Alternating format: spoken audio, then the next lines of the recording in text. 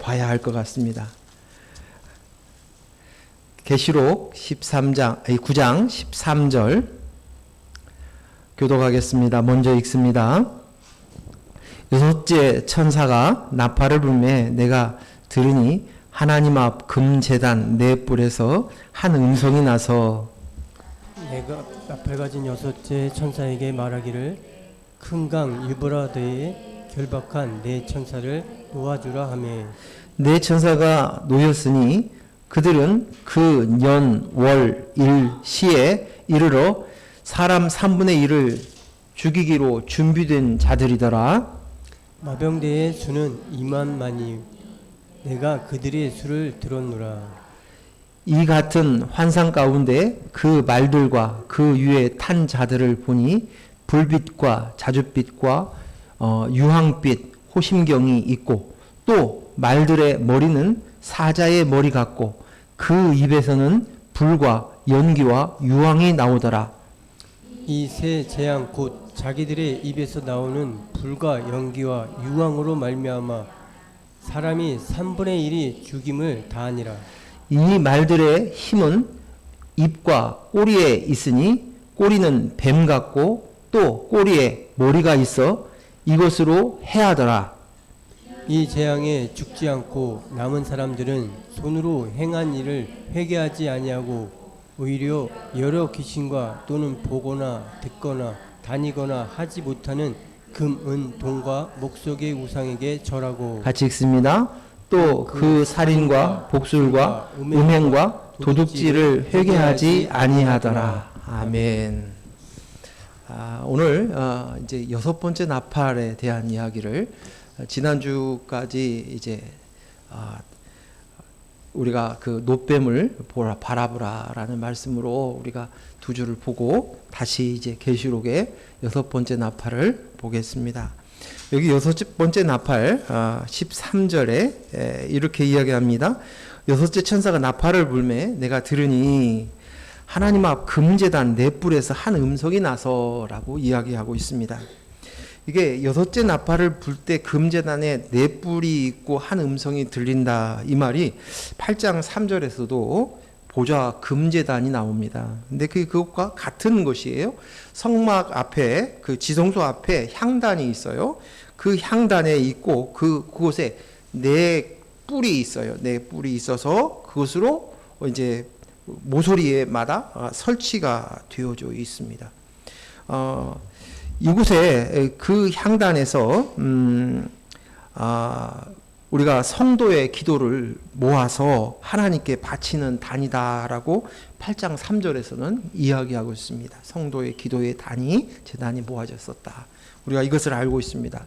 그런데 여기 있는 이 뿔은 힘과 능력을 의미하고 또 하나는 보호와 구원을 의미하는 것입니다. 그래서 뿔이라고 성경에 나와 있는 뿔의 상징들은 하나님의 능력, 권세, 힘, 그리고 그 속에서 구원하시는 분, 그리고 우리를 보호하시는 부분들을 이야기합니다. 근데 그 뿔 사이에서 음성이 들렸다는 거예요. 그 말은 무슨 말이냐면 주님이 권세와 능력을 가지고 이제 능력 있는, 권세 있는 말씀을 선포하셨다는 이야기라고 할 수 있습니다. 그러면서 14절, 15절 이 말씀은 우리 같이 읽겠습니다. 같이 읽습니다. 나팔 가진 여섯 천사에게 말하기를 큰 강 유브라데에 결박한 네 천사를 놓아주라 하매 네 천사가 놓였으니 그들은 그 년, 월, 일, 시에 이르러 사람 3분의 1을 죽이기로 준비된 자들이더라. 아멘. 여기에서 나오는 음성이 뭐였냐면 나팔 가진 여섯 천사에게 말하기를 큰 강 유브라다에 결박한 네 천사를 놓아주라. 그렇게 얘기합니다. 여기 보니까 천사는 천사인데 결박된 천사예요. 그리고 이 천사들은 어디에 있었냐면 큰 강 유브라데에 있다라고 이야기하고 있습니다. 여기에서 이 유브라데는 그 성경에 창세기 2장에서부터 등장하는 강입니다. 그 유브라데 강에 보면 그 에덴 동산이 위치한 곳을 설명하는 성경 구절 속에서 유브라데 강이 등장합니다. 이스라엘 민족이 이제 허락한 약속한 땅의 동편에 있는 것이 유브라데 강이라고 합니다. 근데 이 유브라데 강을 실제적으로 그 강 유역을 차지한 것은 이스라엘 역사 속에 그 다윗 왕과 솔로몬 왕 때 그때를 잠깐 참여했었습니다. 근데 아브라함에게 약속했던 그 땅이 그 완전히 회복한 그 땅, 가장 넓은 땅을 차지하고 있을 때가 그때 아닙니까? 이스라엘이 가장 부강했던 때죠. 그 어떤 나라의 힘으로 봤을 때 그렇습니다. 그리고 유브라데 강은 좌우 지역에 아주 비옥한 땅이 많았기 때문에 여기 문명이 발달했는데 이게 유명한 메소포타미아,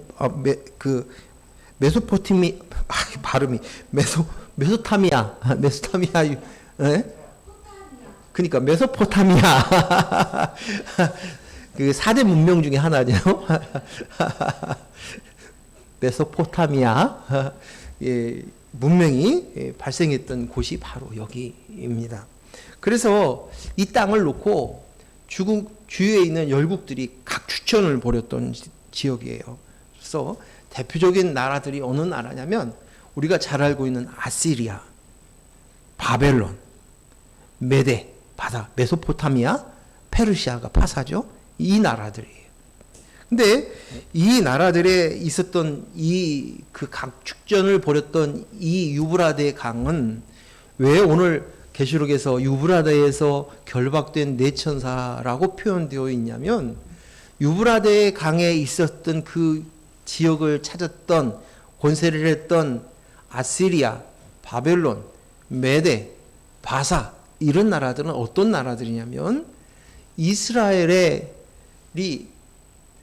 범죄하고 하나님을 떠나고 잘못 살았을 때 하나님께서 이방의 회초리를 이용해서 두드리십니다. 즉 다시 말해서 하나님의 자녀인 하나님의 백성을 회개하여 돌이키게 하기 위하여 사용되어지는 회초리 역할을 했던 나라들이 바로 이 나라들이에요. 여러분 알다시피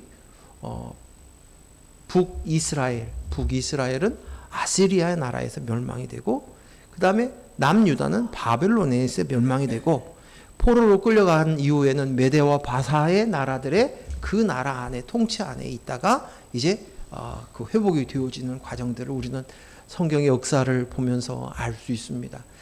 그래서 즉 다시 말해서 오늘 유브라데에서 네 천사 결박된 네 천사라고 이야기하는 것은 바로 이들이 이제 내가 나야로 살고 있는 우리를 하나님께서 심판하시는데 그것이 채찍을 통해서 우리를 이스라엘 백성들을 회개케 하였던 것처럼 오직 이들을 돌이켜서 그들의 침략을 통해 그들의 공격을 통해 그들에게 핍박을 통하여서 그리스도의 영으로 납니다. 온전한 하나님의 백성으로 돌이켜 회개케 하는 도구로 사용되어서 이 유브라데 강을 이야기하고 있다는 것을 우리는 짐작할 수 있습니다.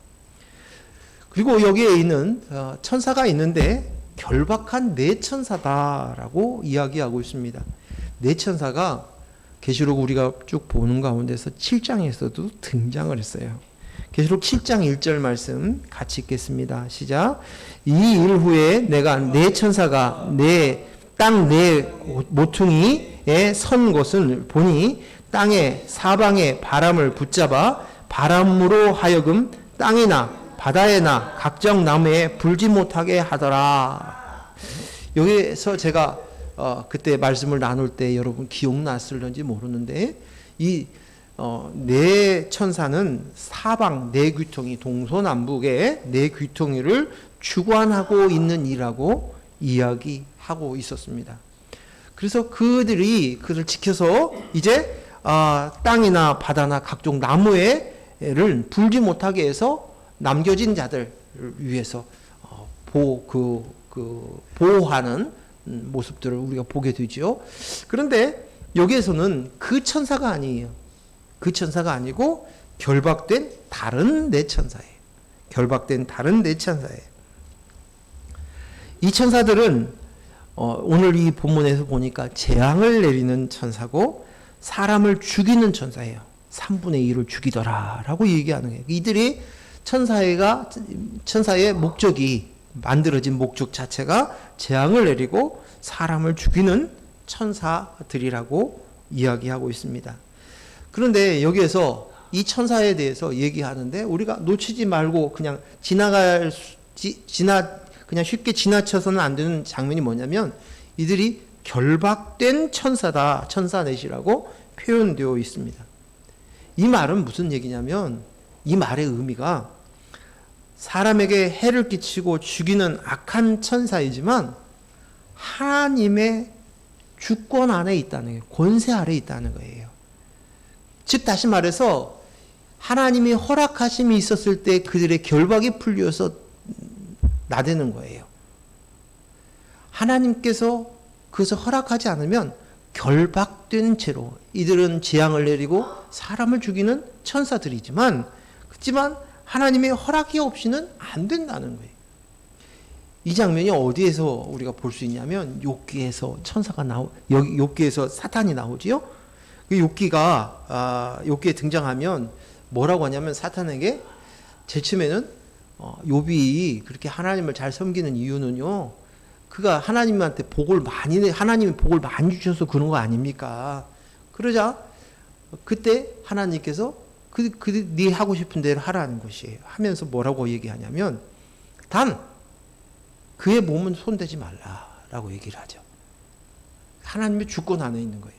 근데 두 번째, 그럼에도 불구하고 욥이 하나님을 부인하지 않자 두 번째 할 때는 뭐냐면 단 생명에는 건들지 말라고 했을 때 몸에 악창으로 공격을 하는 것을 볼 수 있습니다. 즉 다시 말해서 하나님의 주권의 권세 안에서 그 일들이 움직여진다는 것이에요. 오늘 제가 중요한 말씀들을 나누려고 하는데 여러분 좀 정신을 바짝 차리고 잘 들어야 될 한 신앙생활에 아주 중요한 이야기들을 하려고 그래요. 조금 이따가 제가 더 설명을 하도록 하겠습니다. 그 다음에 그 결박한 천사들이 사람의 3분의 1을 죽이는데 그것을 이야기할 때 뭐냐면 그 년, 월, 일, 시라고 얘기를 합니다. 이 말은 뭐냐면 분명히 있다는 거예요. 무슨 연도에, 무슨 일에, 무슨 월에, 무슨 일에, 몇 시에 이 시간이 정해져 있다는 이야기입니다. 이건 오늘 성경에 정확하게 기록되어 있지 않지만 이 말은 이렇게 쓰신 것은 언제인지는 알 수 없지만 정한 하나님의 시간이 있다는 것이에요. 하나님이 정한 시간, 그 시간에 그 일이 일어난다는 사실이에요. 사람들은 그 시간을, 그 날짜를 측량하기 위해서 그날이 언제였을 것이다, 어떤 시간이었을 것이다 라고 이야기하고 해석하려고 들지만 그것은 하나님의 시간이에요. 근데 그 하나님의 시간은 하나님의 예정된 시간이에요. 하나님의 계획된 시간이에요. 그리고 그 시간은 오직 하나님만 아는 시간이에요.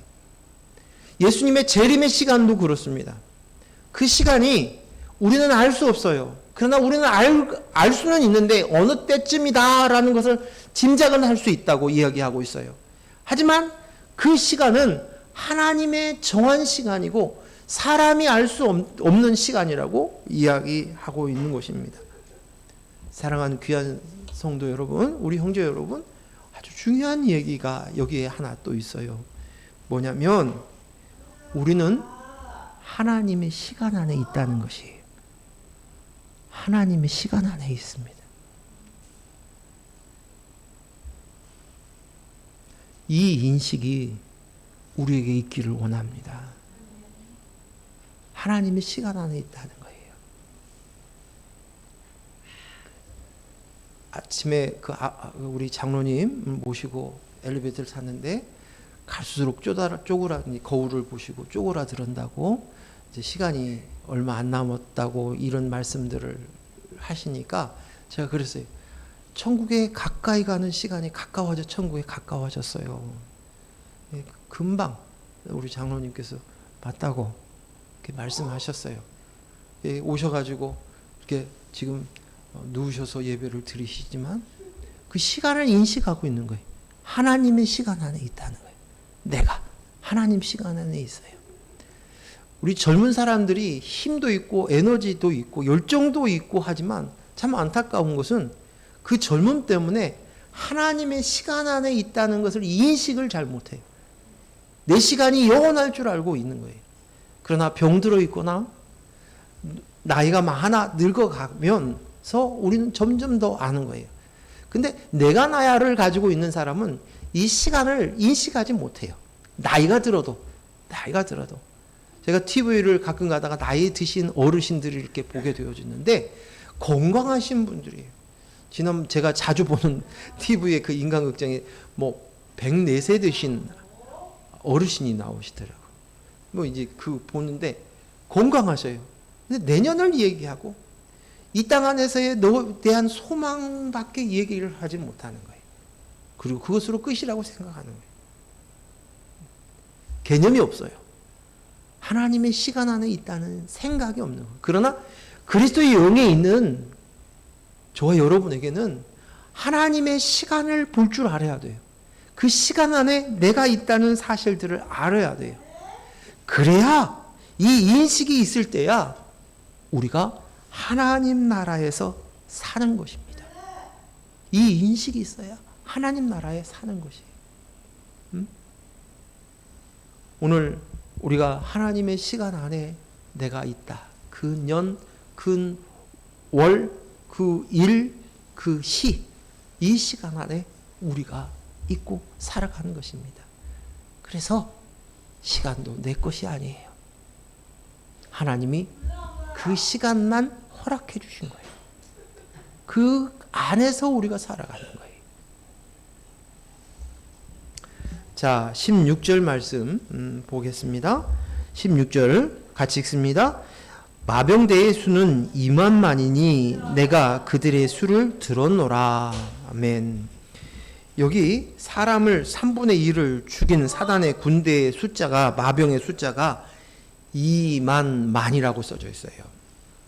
근데 이 말씀을 언뜻 보면 2만 명 이렇게 얘기하는데 그게 아니고 잘 읽어보면 2만만이라고 써졌어요. 그러면 이것을 이 숫자대로 얘기하면 2만이 10,000개. 그러면 그것을 제가 계산해보면 2억이에요, 2억. 그 마병의 숫자가 2억인가? 이렇게 해석하려는지도 모르겠어요. 근데 그 숫자가 아니라 이것은 인본의 숫자예요. 인본의 속성을 드러내는 숫자예요. 그래서 2만만이에요. 성경 안에서는 하나님의 군대의 숫자를 기록한 표현들이 있어요. 시편 68편 17절 말씀 같이 읽습니다. 하나님의 병거는 천천히요 만만이라 주께서 그 중에 계심이 시내산 성소에 계심 같도다. 하나님의 병거가 몇 명이라고요? 천천만만이라고 이렇게 표현합니다. 천천만만. 그 숫자는 많은 숫자, 하나님의 병거가 많다, 수없이 많다라고 표현할 때 성경에서는 하나님의 병거가 천천히요 만만이라고 얘기하는 것입니다. 다니엘서 7장 10절 말씀도 그런 말씀이 있어요. 같이 읽습니다. 불이 강처럼 흘러 그의 앞에 나오며 그를 섬기는 자는 천천히요 그 앞에서 모셔 선 자는 만만이며 심판을 베푸는데 책들이 펴놓였더라. 여기 보면 천천만만으로 그 숫자가 많다라는 것을 이야기하고 있습니다.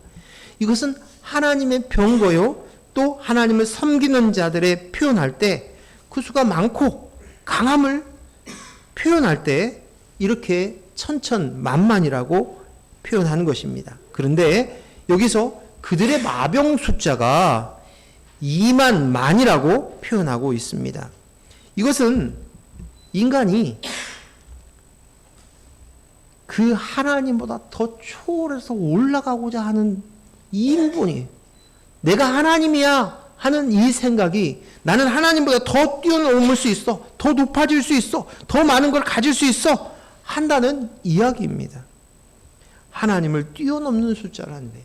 하나님은 천천만만이었지 우리는 이만만이야 라고 표현한 것입니다. 이러한 허풍은 어디서 나왔겠어요? 이렇게 표현한 허풍은, 이 마병의 숫자를 이렇게 표현한 이것은 그야말로 하나님 앞에서 허풍이죠. 피조물들이. 이 허풍은 우리 안에 내가 나야 하는 이 무저경에서 나온 거예요. 무저경이 있기 때문에, 그 속이 텅 비어 있기 때문에, 그리스도의 영이 없는 내가 나야 하는 이것이 있기 때문에, 이 비어 있는 상태이기 때문에, 지옥이기 때문에 이 표현을 하는 거예요. 그래서 내 마음대로 하고 싶고, 내가 더 커지고 싶고, 더 높아져서 만족하고 싶은데 그것이 이루어지지 않으니까 이제 그 허황된 허풍을 떠는 거예요. 아니, 그것으로 믿어버려요. 무한하다는 생각을 갖는 거예요. 인간이 무한해. 뭐든지 할 수 있어. 어떻게 하나님, 그것은 보이지도 않잖아. 그 환각 상태에 들어가는 것이, 자기가 하고 싶은 이야기만 하고, 또 자기가 듣고 싶은 말만 듣고 싶어 합니다. 내가 나야가. 그래서 세상의 헛소리를 붙잡고 살아가는 것이에요. 나를 높여주는 말만 붙잡고 사는 거예요. 그 소리만 듣기 좋은 거예요. 그래서 허상을 보며 헛된 꿈을 꾸며 자신의 실체를 잃어버린 채 망각 속에 빠져가는 것입니다. 제가 이 말씀하고 연관되어진, 직접적인 연관되어진 말씀은 아닌데, 제가 목회자가 되어지면서 이제 선배 목사님들의 이렇게 모습을 이렇게 봬요. 그러면 그분들이, 후배 목사들이 와서 찾아와서 인사를 하고, 그때 되면 또 찾아뵙고 하면 굉장히 좋아하십니다. 근데 저는 그런 걸 좀 잘 못하는 편인데, 그분들을 찾아가서 또 하는 것이 뭐냐면, 그분이 하셨던 일들에 대해서 아주 칭찬을 하고 높여드리면 굉장히 좋아하는 거예요. 평생을 복음을 강단에서 얘기했지만 그러는 거예요. 근데 그 말이 사실이라 할지라도 그것으로 인해서 내가 죄인이고 흙이요 먼지라는 사실, 티끌이라는 사실을 잊어버린 채로, 그것으로 인해서 내가 가지고 있는 업적과 행함과 내가 사람들 앞에 높이움 받았던 그것들을 드러낸다면 참으로 또다시 무저경에 있는 사단의 지배를 받는 것과 똑같다는 것이에요. 내가 나야 역할을 하는 것이죠. 허상된 모습들을 가지고 붙잡고 있는 거예요. 근데 이것이 놀랍게도 중독성이 있다는 거예요.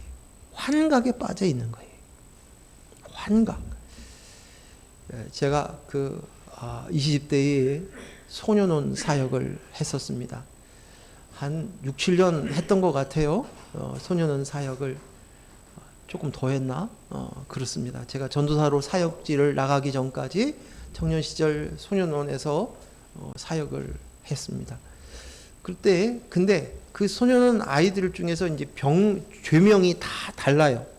다른데 금방 알아차릴 수 있는 죄명이 있어요. 그 뭐냐면 가스 주입을 하는, 가스 흡입을 하는 아이들이 있어요. 그 아이들은 씩 웃으면 대부분 이빨 사이가 구멍이 나 있어요. 이 가스를 흡입 환각 상태에 있는 거예요. 근데 이걸 못 끄는 거예요. 그래서 계속 들여 마시는 거예요.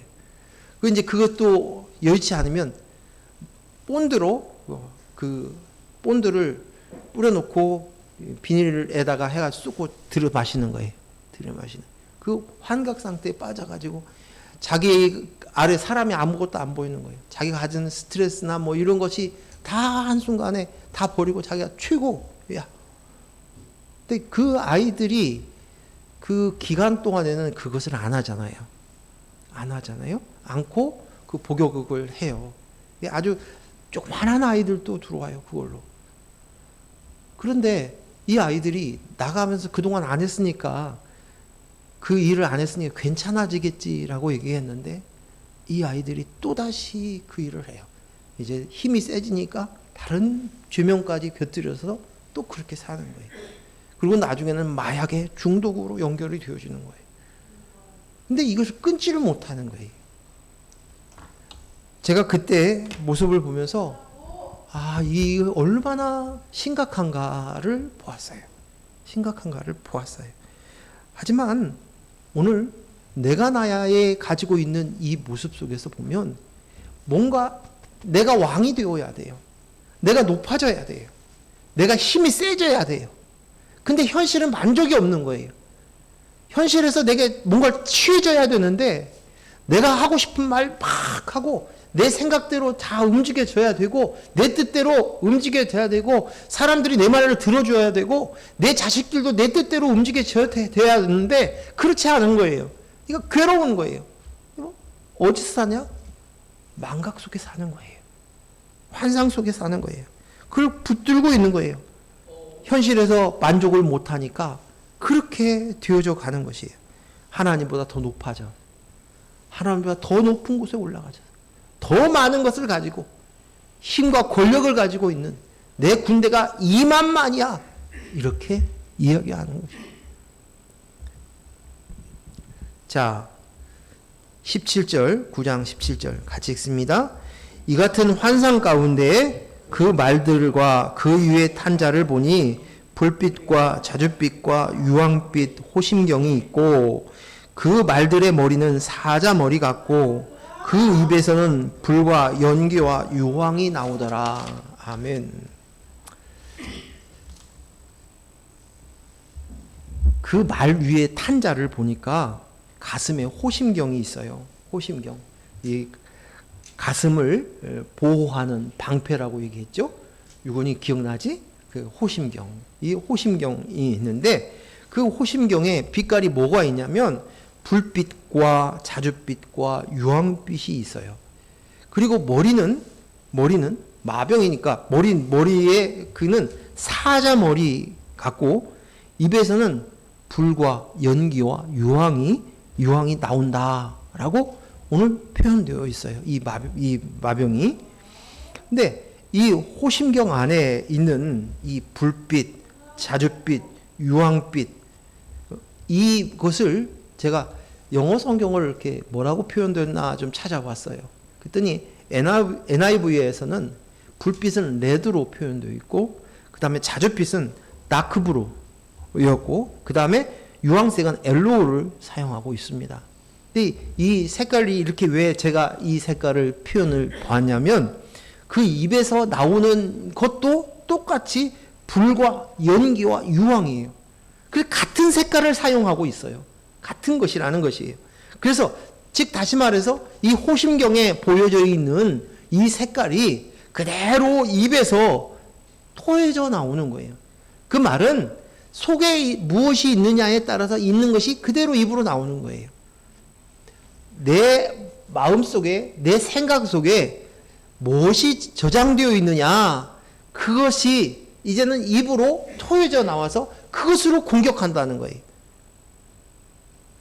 그것으로 재앙을 내뿜는다라고 이야기할 수 있는 것입니다. 이건 조금 이따 얘기 더 하기로 하고요. 그리고 또 여기 보니까 사자는 사자인데 사자 같은 머리, 사자 머리 같고라고 얘기해요. 사자가 아니에요. 사자 머리 같고라고 이야기하고 있습니다. 머리가. 근데 성경에는 하나님을 사자에 비유해서 용맹스러운 것들을 표현하는 것을 볼 수 있습니다. 근데 오늘 마병도 하나님을 흉내내고 있는 장면을 볼 수 있는 것이에요. 사자 같다. 민수기 24장 9절 말씀 같이 읽습니다.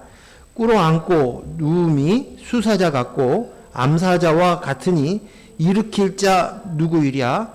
저를 축복하는 자마다 복을 받을 것이요 너를 저주하는 자마다 저주를 받을지로다. 여기 보니까 하나님에 대해서 설명할 때 수사자와 암사자라고 표현되어 있는데 이들이 겉모습은 사자머리 같이 흉내내고 있는 것이에요. 하나님 노릇하고 있는 거예요. 하나님처럼 보이는 거예요. 위장하는 거예요. 그런데 그 입에서, 그 속에서 나오는 것은 불과 연기와 유황입니다. 그런데 이것은 하나님의 입에서는 이것이 나오는 것이 아니에요. 하나님의 입에서는 불과 유황과 연기가 아니에요. 여러분이, 제가 지금 오늘 저와 여러분이 정신을 바짝 차리고 듣고자 하는 이야기를, 이게 꼭 이야기하고 싶은 이야기를 지금 하려고 해요. 잘 들으시기 바랍니다. 하나님은요, 하나님의 입에서는 뭐가 나와요? 하나님의 말씀이 나오죠. 말씀이 나와요. 말씀은 뭐예요? 예수 그리스도고 생명이에요. 생명. 말씀은 생명이에요. 즉 다시 말해서 하나님의 입에서는 말씀이 나오고 그 말씀으로 인해서 우리에게 생명을 주시는 거예요. 이것이 현실이에요. 현실이라는 말은 무슨 말이냐면, 말씀이,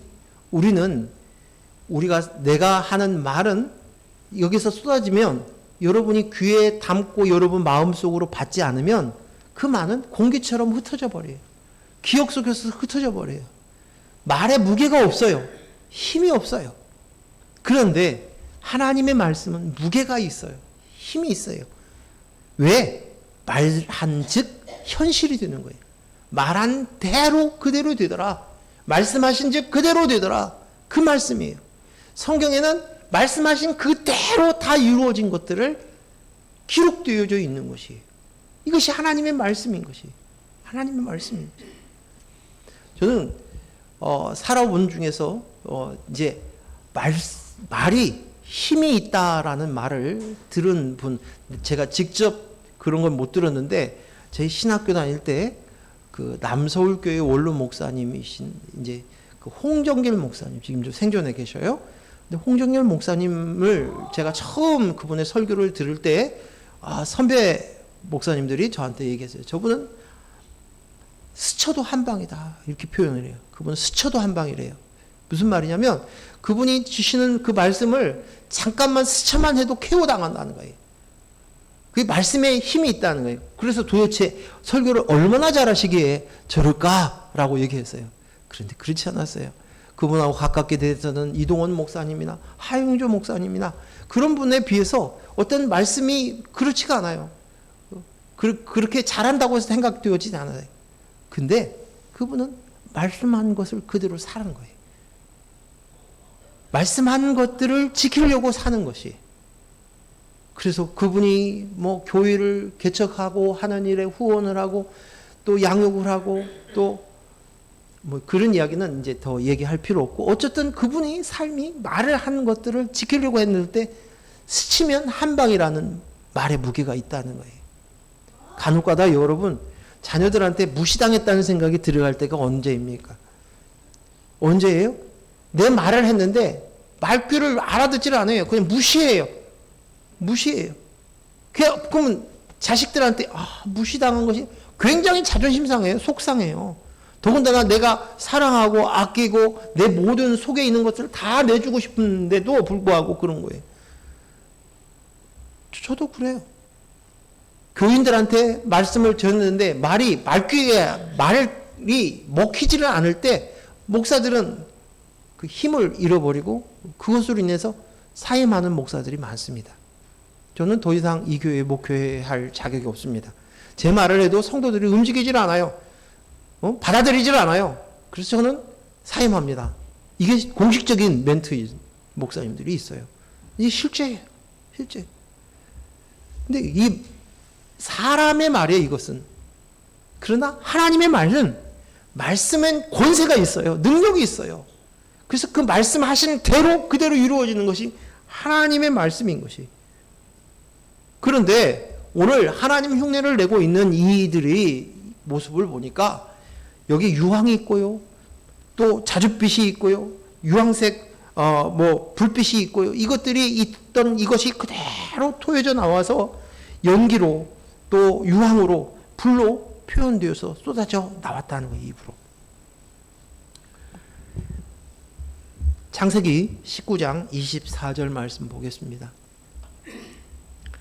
같이 읽습니다. 여호와께서 하늘 곧 여호와께로부터 유황과 불을 소돔과 고무라에 비같이 내리사. 소돔과 고무라가 범죄함에 여호와께서 유황과 불을 비같이 내려서 심판했다라고 기록되어 있습니다. 이건 여러분 너무나도 잘 알고 있지요. 그런데 이것을 보면서 하나님께서 유황과 불을 내렸다, 그것으로 심판했다 라고 생각합니다. 또 우리가 지옥에 가면 유황 불못에 있게 된다는 말씀도 있어요. 지옥 하면, 유황 불못 하면은 지옥을 생각할 수 있는 표현인 것이죠. 계시록 19장 20절 말씀 읽습니다. 짐승이 잡히고 그 앞에서 표적을 행하던 거짓 선지자도 함께 잡혔으니 이는 짐승의 표를 받고 그의 우상에 경배하던 자들을 표적으로 미혹하던 자라. 이들이 산채로 유황불 붙은 못에 던져지고 라고 얘기합니다. 이 지옥을 얘기하네요. 유황불을 붙은 모습을 표현하고 있는 것입니다. 오늘 이 모습들을 보면서 하나님께서 우리는 하나님께서 심판하신다, 벌 주신다라고 하는 생각들이 우리에게 있어요. 다 하나님이 우리를 심판하신다, 우리가 이 땅 안에서 이렇게 벌을 주신다. 그래서 환난과 재앙을 하나님이 주신다고 생각하는 경우들이 있어요. 내가 병이 걸렸어요. 못된 병이 걸렸어요. 힘든 병이 걸렸어요.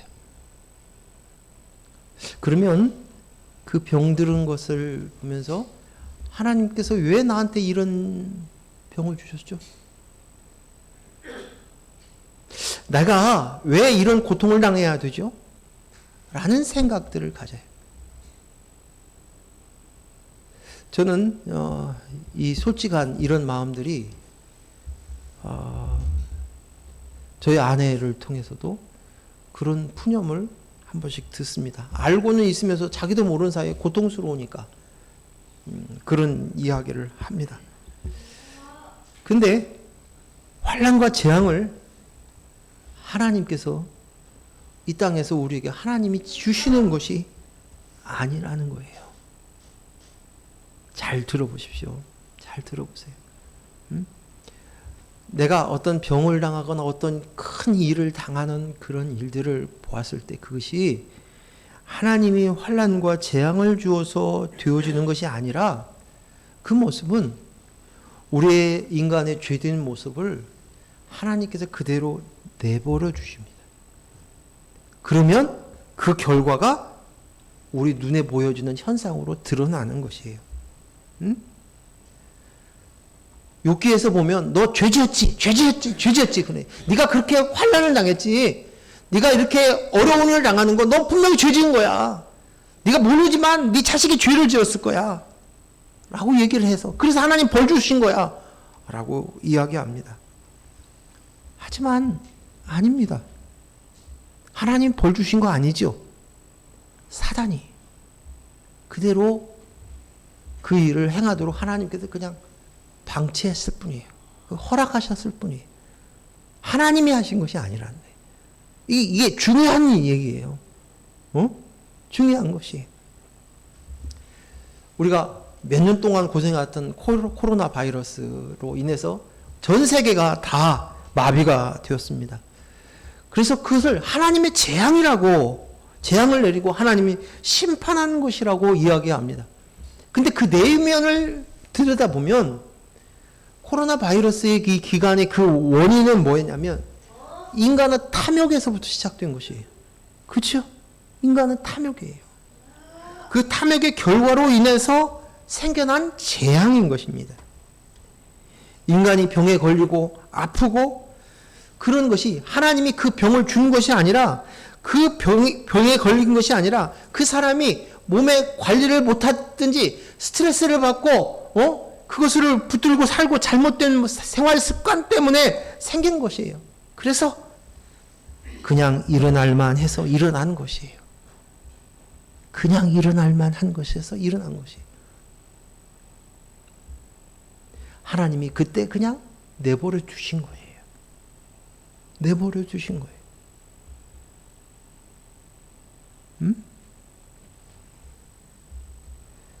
그러나 하나님은 놀랍게 그 허락하심 속에서 하나님의 계획과 하나님의 예정하신 사랑과 인도하심을 통해서 우리를 거듭나게 하시고 변화시킨 거예요. 하나님께서는 모든 것을 합력하여서 선을 이루게 하시는 거예요. 선이 뭐예요? 하나님의 말씀이 그대로 이루어지는 것이 선이에요. 그것으로 그 욥의 시험과 고난 역경을 통해서 그 속에서 결국 그가 티끌이고 먼지인 것을 깨닫고 회개합니다. 그리고 그제서야 이제 내가 듣기만 하였더니 두 눈으로 보게 되옵니다 라는 고백을 하게 되어지는 것이. 구약에서는 하나님께서 내가 하나님이다 하시고 나타나셨어요. 직접 나타났어요. 그런데 그게 나타날 때마다 사람들이 알아들었을까요? 알아듣지 못해요. 그 순간은 잘못했습니다. 회개하는 것 같지만 그러나 본질적으로 조금 지나가면 또다시 그 죄를 반복하는 것을 봅니다. 그것이 뭐 어디에 리얼하게 아주 막 현실감 있게 나타나는 성경이 있죠. 어디예요? 사사기. 사사기에는 사사들이 계속 등장을 하는데요. 이스라엘 백성들이 사이클이 돌아가요. 계속 하나님을 잃어버렸어요. 생각하지 않고 자기 마음대로 내가 나야로 막 살고 있어요. 그래서 하나님께서 이방을 통해서 채찍을 사용해서 그것을 공격해요. 그러면 그때서야 아이고 잘못했습니다. 하나님 살려주십시오. 얘기를 해요. 그러면 그때 하나님께서 사사를 보내어서 그 위기를 벗어나게 하셔요. 근데 그 다음에 지나고 나면 또다시 인본으로 들어가서 또 사라는 거예요. 이것이 계속 똑같은 내용이 사사가 나올 때마다 나오게 된 배경들이 그냥 사사가 나오는 것이 아니라 그 일이 있을 때마다 하나님이 사사를 보내서 구원해 주시는 거예요. 그런데도 불구하고 사사기서의 마지막의 결론은 뭐냐면 각기 자기가 좋은 대로 왕이 없음에 그들이 좋은 대로 자기 좋은 대로 살았다라는 것이에요. 이것이 구약 속에서 뭐라고 하냐면 지난번에 이야기했던 것처럼 인간에게서 가능성을 찾을 수 없다는 거예요. 인간 안에 가능성을 찾으려고 하지만 이건 가능성이 없다는 것이에요. 불가능하다는 것을 얘기하는 거예요. 회개한다고 하지만 돌이키지 못하는 모습인 것이에요.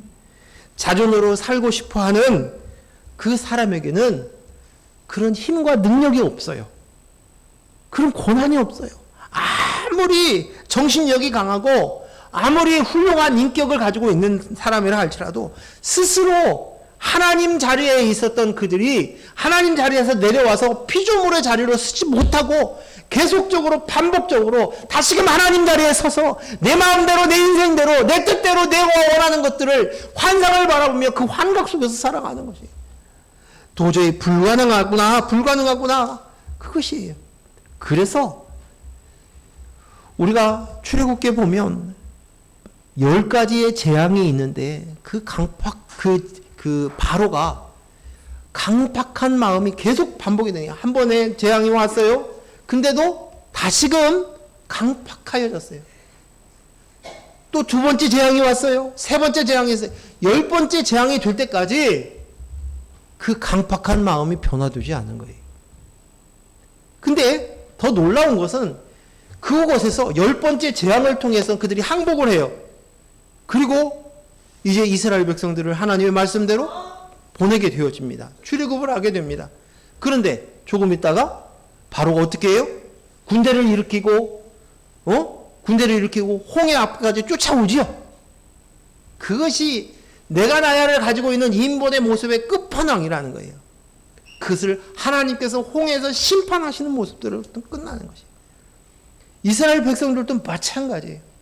10번째 재앙에서 그들이 항복하여 너희가 구원받 출애굽할 수 있는 그 방법은 예수 그리스도의 보혈, 예수 그리스도 십자가 그것밖에는 없다는 것을 가르쳐 주는 거예요.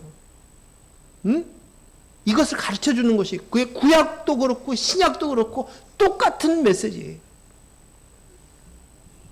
사람에게서 무슨 원인을 찾고 방법을 찾을 수 있는 방법이 없는 거예요. 내가 죄인이구나, 내가 흙이구나, 먼지구나, 이것을 알 수 있는 것은 내 스스로 알 수 있는 것이 아니라는 사실이에요. 내가 그런 인지를 하고 각성할 수 있는 존재가 아니라는 것이에요. 그 가능성은 0.0001% 전혀도 없다는 거예요. 전혀 없다는 것이. 그 방법은 오직 예수 그리스도밖에 없고 그분의 십자가밖에 없다는 것이에요. 그리고 그 십자가를 통하여서 말씀이 내 안에 들어와야만 그것이 되는 거예요.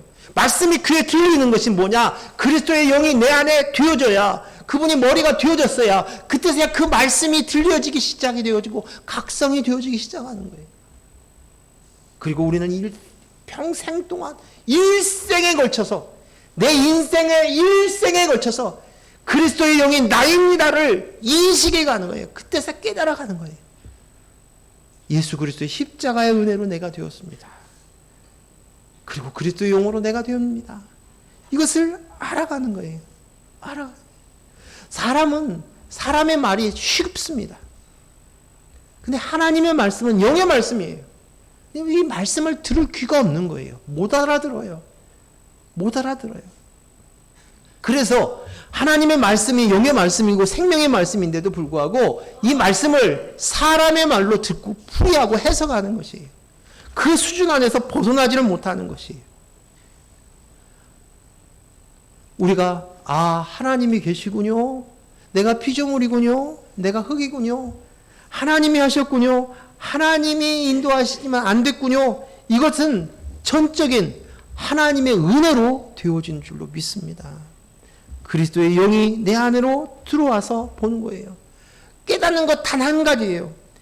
보라! 예수 그리스도가 없으면 안 돼! 예수 그리스도가 있어야 되는 거 알겠지? 인식해! 이것이에요. 율법을 주었어요. 율법을 줬는데 뭐 합니까? 사람들이 막 지키려고 하는 거예요.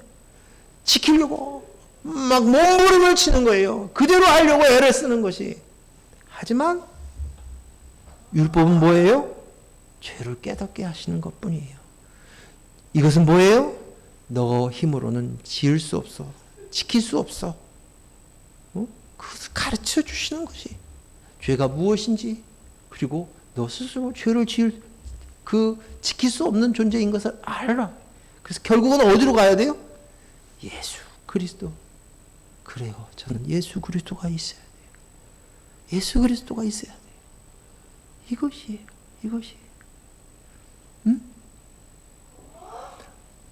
자, 이제 말씀을 한 번 더, 아주 중요한 말씀이기 때문에 좀 정리를 좀 해야 돼요. 이 말씀.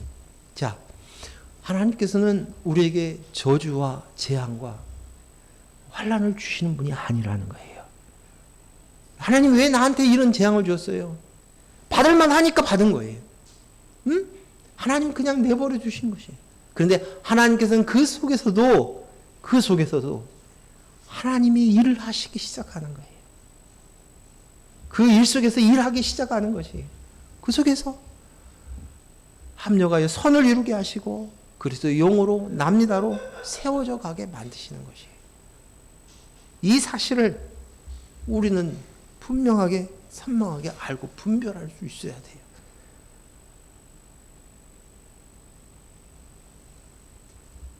우리는 내가 나야가 얼마나 심각한 죄인가를 우리는 각성해야 되고 가능성 없음을 인정해야 되고 절망해야 됩니다. 절대 절망해야 돼요. 이 말은 다른 말로 얘기하면 이 절망이 크면 클수록 나는 예수 그리스도 이외에는 방법이 없습니다. 그리스도가 나의 주님이십니다. 나의 생명이십니다. 나는 그리스도의 영으로만 나입니다. 라고 보는 것이. 그래서 오늘 나와 있는 그들이 불과 연기가, 이 마병에 불과 연기와 유황이 쏟아집니다. 이건 뭐냐? 지옥에서 나오는 그거예요. 즉 다시 말해서 무저갱에서 나오는 그거예요. 내가 나야 안에서 나와 있는 재앙들이 불로, 연기로, 유황으로 쏟아져 나오는 것이. 내가 나야가 있는 그것으로 결과물로 그것들이 쏟아져 나오는 것입니다. 그래서 그것으로 인해서 뭘 해요? 3분의 1을 죽이는 거예요. 사람을. 죽이는 거예요. 유황이 얼마나 독한지 아시죠? 그 매연으로 얼마나 사람을 숨막혀 죽이게 하는 줄 아시죠? 이것을 보여주는 것이에요. 계시록 9장 18절까지만 보고 말겠어요. 18절 읽습니다.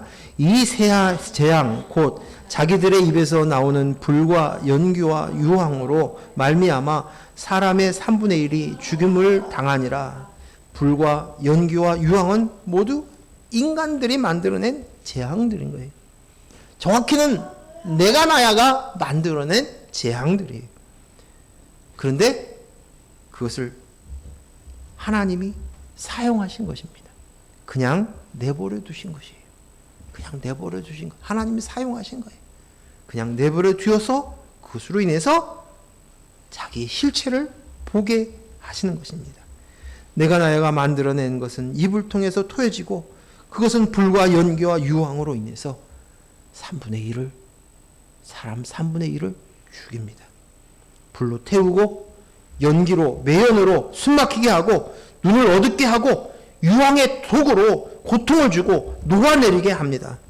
소돔과 고모라 성의 그 떨어진 유황불은 바로 내가 나야에서 쏟아지는 유황불과 연기입니다.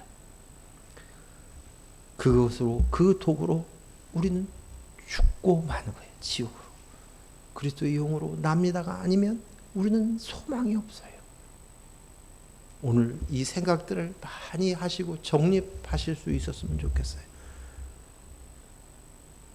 이것이 정립되지 않으면 계속 종교 생활에 머물러 있는 거예요. 종교 생활. 기도합니다. 하나님 감사합니다. 오늘 주신 이 말씀들을 우리가 곱씹어서 내가 나야에 가지고 있었던 불과 연기와 유황밖에 없는 내가 나야를 이 실체를 우리가 볼 수 있고 들을 수 있도록 허락하여 주시고 오직 나는 티끌에 불과합니다. 먼지에 불과합니다. 그런데 그리스도의 영이 오셔서 내가 생명을 얻은 자가 되었습니다.